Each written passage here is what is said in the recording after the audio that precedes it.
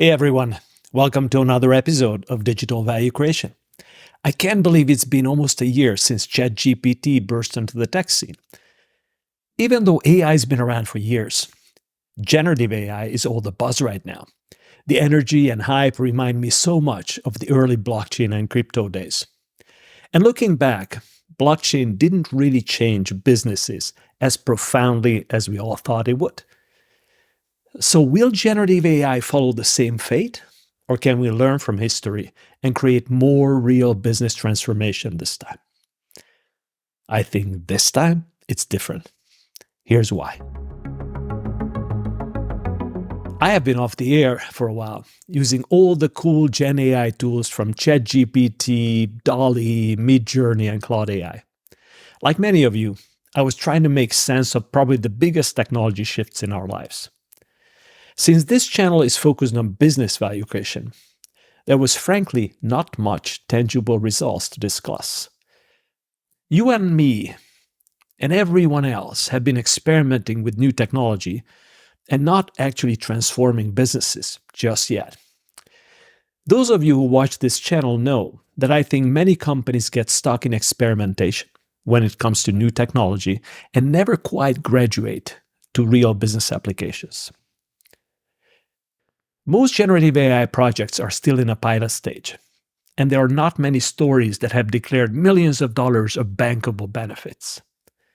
But there are some on the horizon, and we'll talk about them.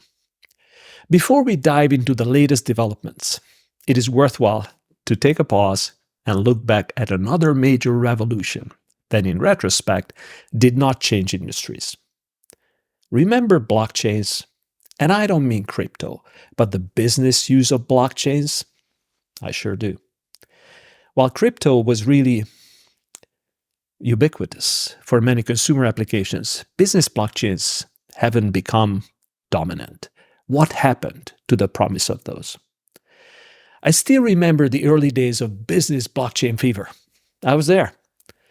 This was a few years after Bitcoin came out, just after Ethereum was dropped. Consensus 2015 and then 2016 were conferences in New York that many of us remember as watershed events. Everyone was there. The excitement was palpable. Companies made grand declarations about their blockchain initiatives. Consultants formed blockchain practices. Many tech giants filed blockchain patents. Entire industries were supposed to be disrupted. Companies with blockchain in their name saw their value multiply.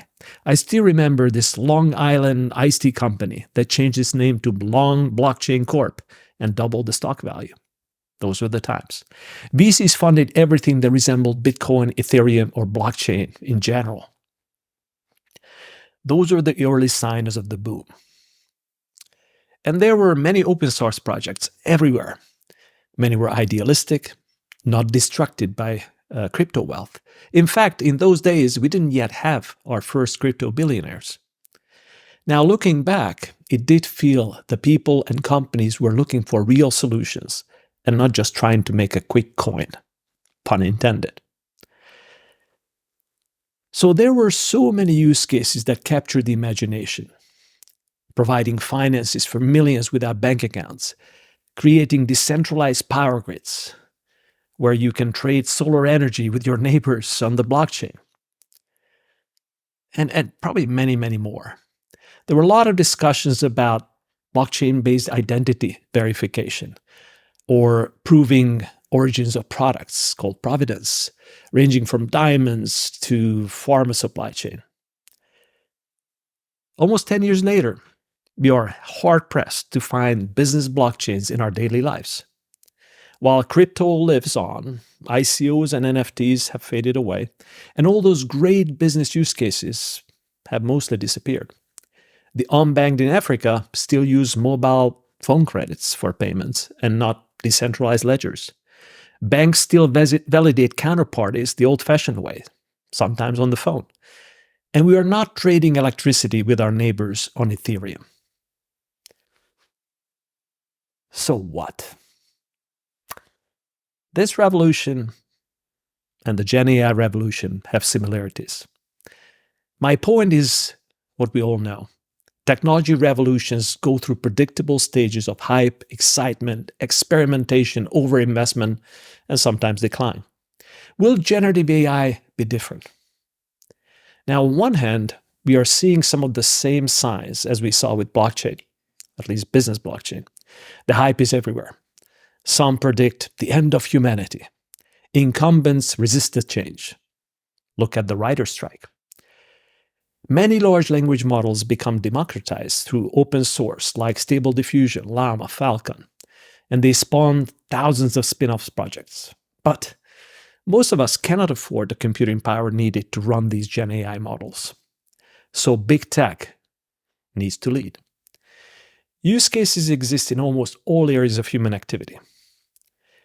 Businesses started experimenting in many business processes: content creation, customer service, marketing campaigns, predictive analytics, software programming, R&D, recruiting.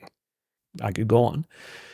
Some people already declared the end of advertising copywriting, or even English essays in high schools.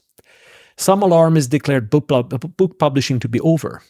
Then again, Amazon now limits the number of books you can publish to 3 a day, meaning they assume it's going to be with Gen AI.